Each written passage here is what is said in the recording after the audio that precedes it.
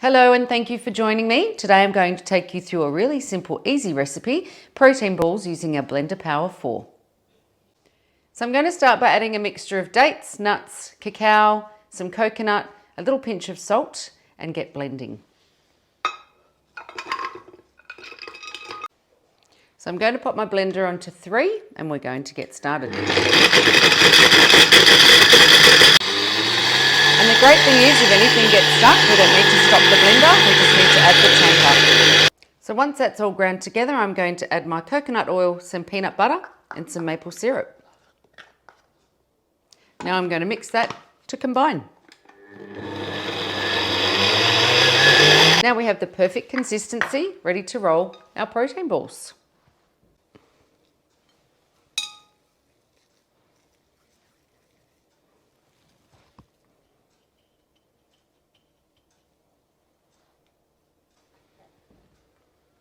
They are now all ready to pop into the fridge to set, ready for an afternoon treat.